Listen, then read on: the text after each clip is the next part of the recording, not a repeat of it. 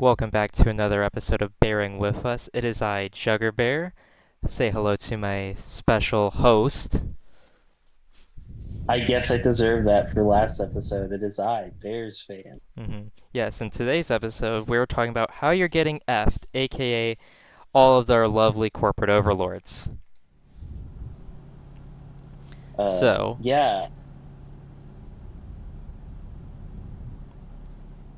you have the floor. I alright. accidentally butted in. It is Okay, on me. so what made me want to talk about this topic was a big data breach by this company known as National Public Data. And what happened was they were skimming all kinds of data from who knows where, and because they're a bunch of idiots, they got hacked, and thousands, not even thousands, millions. I mean, like 3 billion lines of user data was exfiltrated by hackers and is just freely given away on the dark web. And so this inspired me to talk about how lovely our corporate overlords are, those that we know, like Disney, like Apple, like Google, and those we don't know, like these dorks. The thing is, mostly with this stuff, I know it's not a very hot take to be like, yeah, corporations suck. But like, I feel like if we ever stop talking about them, it kind of loses the impact of what the message is, and it's like we really do let these people just control our lives. hmm Especially here in the United States with our consumer protection laws, though, where say what you will about the EU, like, ha ha, the British put beans on toast, the French surrender, the Germans do very interesting things in the middle of the 19th century that I will not talk about without getting demonetized. Not that we're monetized anyway. But they do have better consumer protection laws. Like the EU court, want to say last year, forced Apple to at least give us a crumb with forcing them to use USB-C, and I believe they're still trying to make their phones more repairable. It's just for me, the entire corporate overlord situation boils down to the main reason why I kind of like passionate about it is like I'm just tired of them ruining stuff and remaking stuff. Like what was truly wrong with Leo and Stitch in the year of our Lord 2024? Like what is wrong with that? What It's needed Disney is what crying need poor, and they know a live action remake will sell infinity tickets. Right. But still, it's just it's very bothersome, and I know that me on going on here whining about it isn't solving anything, but like, come on. At some point, we need to like do something about this because I feel like whenever companies like Disney and stuff do this stuff, it not only devalues the original, but it makes it almost pointless to go back because oh, here's the updated version. And maybe that's a part of the issue that like not everything needs to be updated in a sort of way. I mean, this can also be extrapolated to like technology devices where I'm a bit of a tech boomer. I say this like I didn't just buy a fancy new phone. But back in the day where if you buy a phone, you could remove the battery easily. It was just a big hunk of well, plastic and whatever they could just take out of it. Put in a new one like middle of the day, like let's say your phone's dying, you could just pop it out, put in a new one. There you go. But now you need to either be know what you're doing or you got to go to a specialized technician that can fix it. And with the movies, it's just kind of a death of the artist where movies are so expensive to make now where you need guaranteed money or else your studio is going broke. Right. And unless you're like a super huge studio like the Universals and all that stuff, you won't get that stuff. Like think about it. Most of the movies that are on at the Oscars now are like private budget indie films. Like, there's not a lot of movies that are really, like from big corporations. Obviously, the animation studio is so corporatized that it has a grip hold on it, It's but literally it's just the just, best Disney movie award, though, and occasionally they'll give an anime studio a wink and a nod. And I mean, this last Oscars, wasn't it The Boy and the Heron that won it? But most of the time, it's going to the latest Disney slap. That's okay, but nobody's gonna remember it when they're just gonna watch the real Lion King again, or they're gonna watch, shoot, just name a Disney classic. yeah. And like, obviously, this isn't saying like you can't like do something and make it better, but like, I guess the greatest thing I can really say is like the Transit remaster that uh, like everyone wanted a remastered Transit at the time, and it's just, well, now they're finally getting it if the rumors from Black Ops 6 are to be true, but like at the end of the day, like Transit was something that needed to be remastered because its true vision was never like envisioned because it wasn't given any hope to succeed. Yeah, it was That is some just. At least they tried with that, though, where they have a grand vision of a zombies map, and they did the best they could with the technology at the time, but keep in mind, the PlayStation 3 and Xbox 360 that this came out on were fabulously weak, where. Oh, shoot. Oh, where. I mean, the PlayStation 3 wasn't even using the modern CPU architecture, where it was still trying to make PowerPC a thing oh, when that was long since. At the time, it was good though, but by 2012, when the game came out, it was well past its best by date, where it needed to. It needed better hardware. It needed proper RAM, proper graphics, proper everything that the PlayStation 3 just wasn't going to give Transit. Right. And the thing is, there are good ways to do like a remake, like they're doing with Black Ops 6, because it wasn't truly envisionized. Like you said, there's so many stuff going against it that that it should have been the best map of all time, but it didn't because they weren't able to do it. But with stuff like Lilo and Stitch and the Lion King remakes, and even though I'm not a big Star Wars fan, I could even go as far to say like the new Star Wars stuff. Like, who's all really begging for more Star Wars when it probably has one of the most oversaturated medias that I've ever seen? I mean, not it wasn't that long ago when new Star Wars movies, that would get you excited. Like I remember in the lead up to Episode 7, when I was the knee-high to a grasshopper, I'm really excited for this movie. It's like, oh, new Star Wars. I love Star Wars, and now it's almost a decade removed. Actually, I think it's over a decade now, and it's like, oh, more Star Wars. And I'm sure most of the stuff is like not like horrid or anything. I don't expect it to be awful, but like at the end of the day, like they're just not making like and they're not making anything that's like super new. And I think that's a part of the like corporate chilling of just like, hey, let's nostalgia. Like let's make nostalgia our main selling point. And I think the problem is that's what every company is looking for.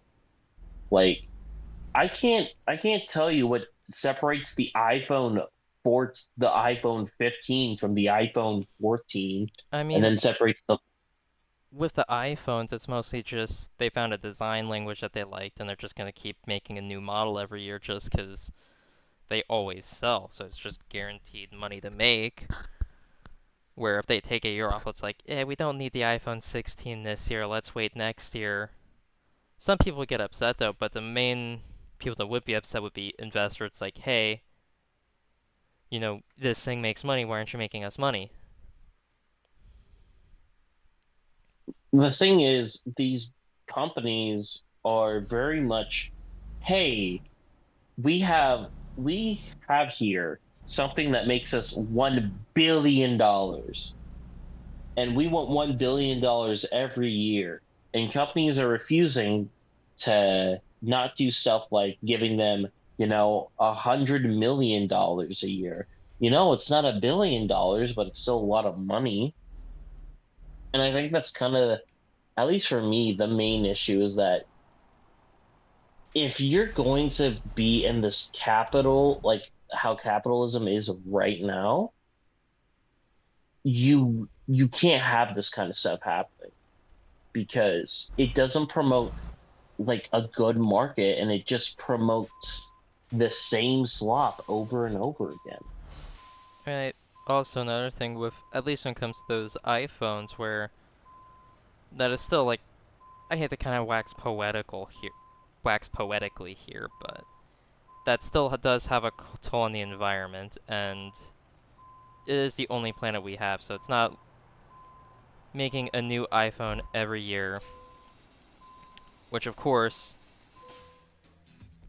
requires a new screen protector. Like, let's say you're buying a $700 iPhone, you're not gonna just let it get, you know, dropped and shattered. You're gonna get a screen protector. You're gonna get a case. So there's all of that, all of the labor costs too, which don't get me started. Where to make that iPhone, you're using slavery, and it's haha funny to kind of joke about, but there is still human suffering involved in the making of that device. And let's say 3 years from now you don't buy a new iPhone for a while, and your battery's about to go. Apple's now they had to have the government in the EU come in and say, hey, you must make these phones more repairable, or we're going to do things to you that you're not going to like. And I so, mean, if they had their way, you'd have to get a new iPhone every year. yeah, they just basically make everything obsolete. And this is an odd one because there isn't really an answer on to how to really fix this specifically. Because at the end of the day, I get it's a bit of a doomer thing to say, but like ultimately, one person isn't going to stop this. It's going to be a lot more than just one person. And maybe this is kind of like the obligatory everyone needs to call for arms type deal, but like I mean, there are it's little things you can do. It's kind of like if you're trying to help the environment, you grow like a natural garden in your neighborhood. In like, you grow a natural garden, or you recycle your trash when you can.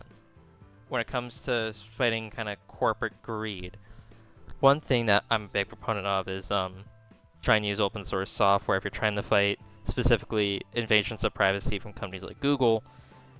You can just say, hey, I'm not going to use their products, I'm going to use something like DuckDuckGo. Or when it comes to Microsoft, I don't like your operating system shoving ads down my throat, trying to make me use AI. I'm going to use Linux, which I know it's a bit of a meme, like, just use Linux, bro, but I mean, if you're a normal person, chances are a Linux operating system can do anything you need it to do as long as you're willing to learn a bit. No, I'm not as long telling as you. you're willing as long as you're willing to learn how coding works. I mean, It's Linux not is that just bad though. Like, your grandmother could use Linux Mint and not know the difference. The only problem is right. I don't know how to set printer drivers on there yet though, but it's not that hard. And when it I comes mean, to repairability, just buy products that value repairability, where Framework is a laptop company. They make repairable laptops that are pretty good quality. Not the best in terms of like finish, but if you break your screen, you can just order a new screen, plop it in. great. And ultimately, like, if you're trying to like fight the corporate overlords one on one, don't do it alone. Try to raise awareness of being like, hey, what you're doing is cool, but here's something else that could be able to help out, that you could be able to help out with.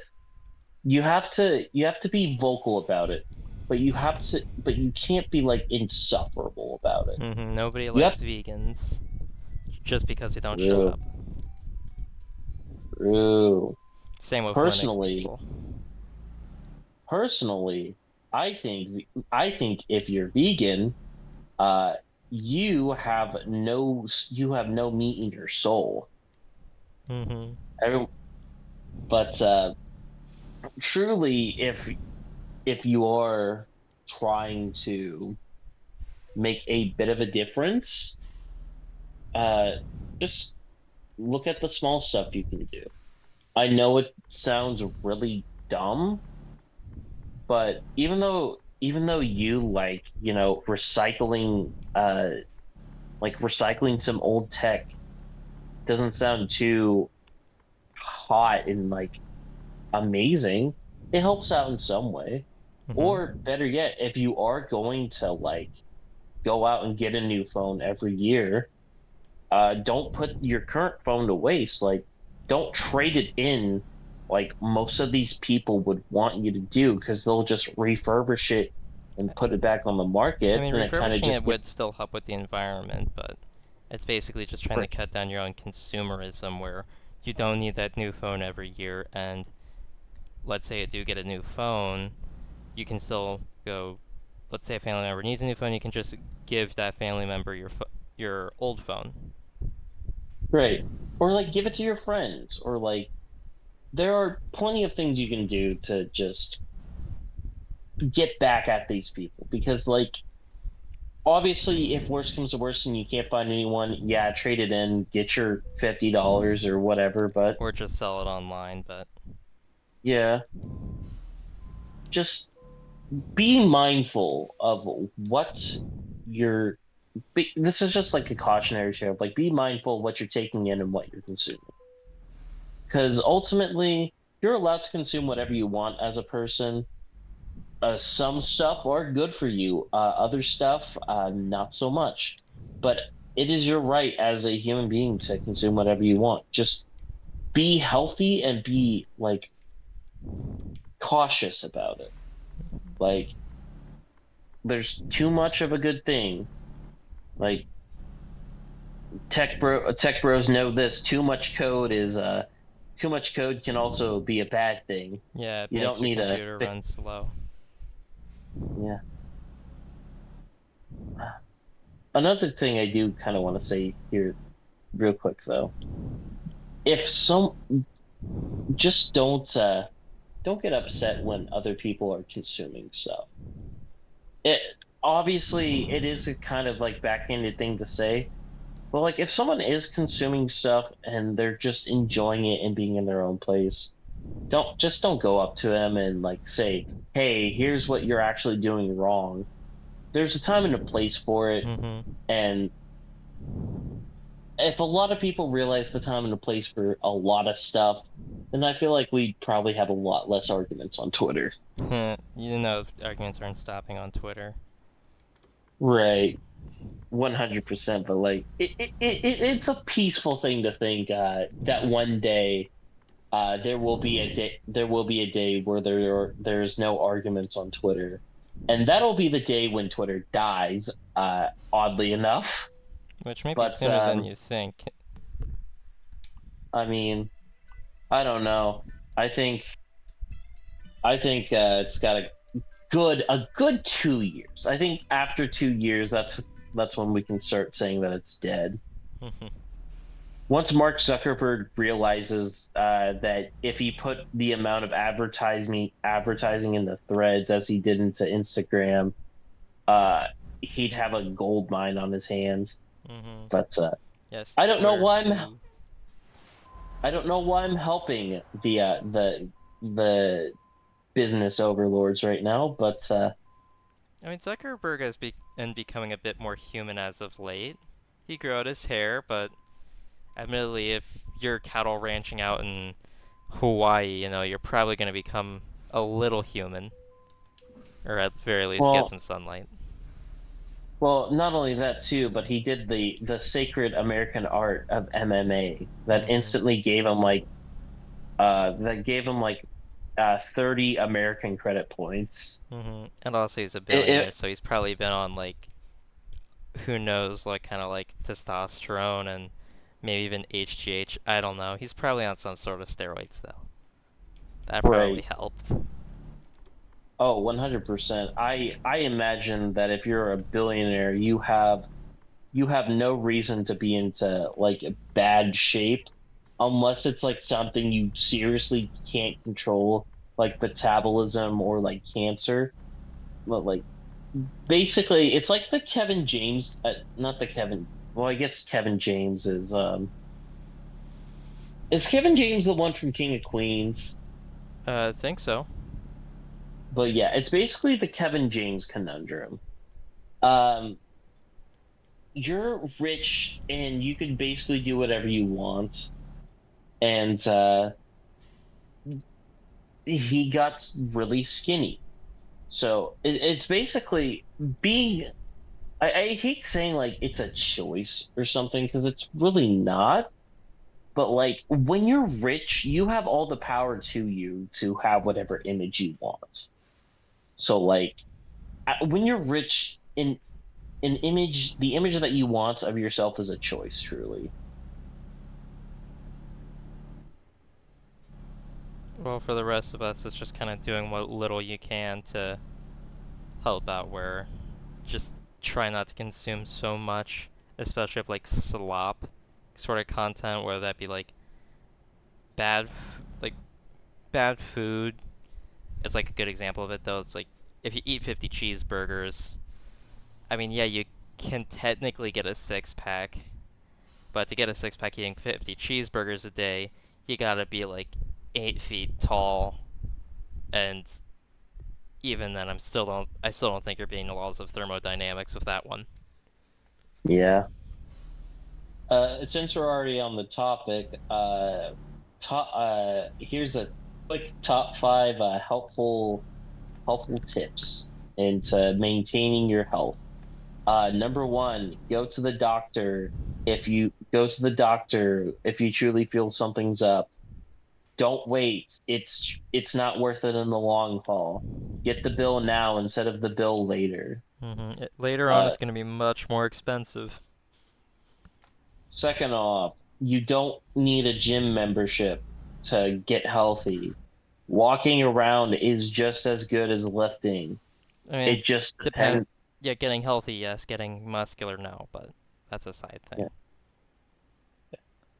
thing. Tip number three. Uh, dieting is most dieting is mostly cutting out the bad stuff.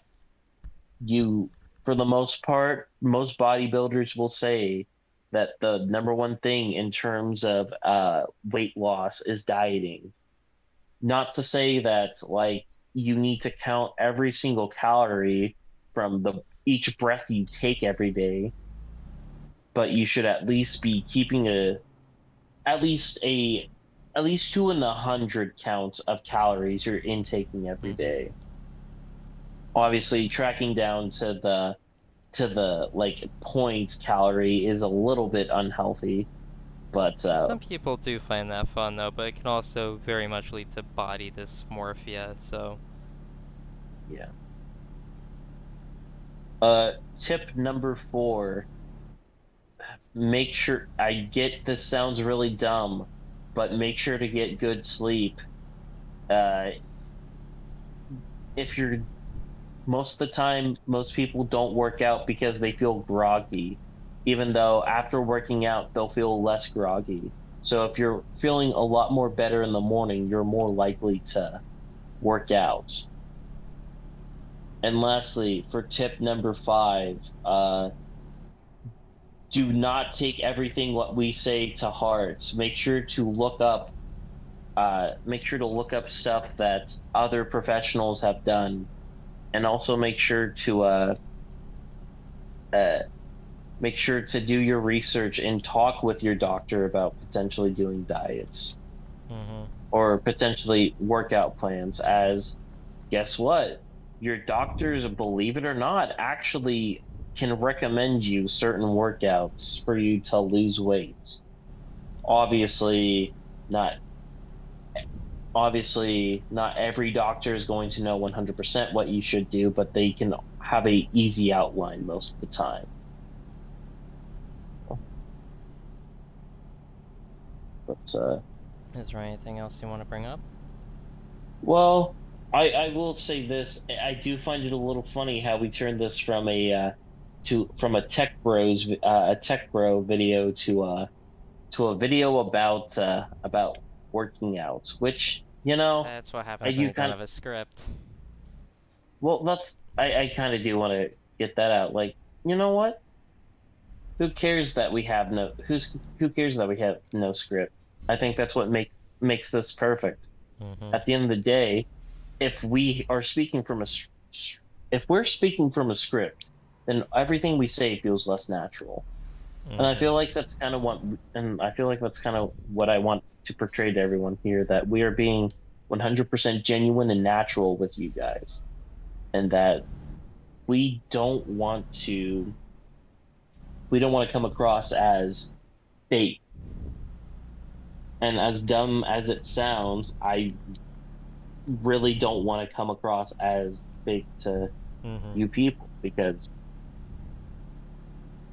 without you, we really don't know what we'd be doing right now. Mm-hmm.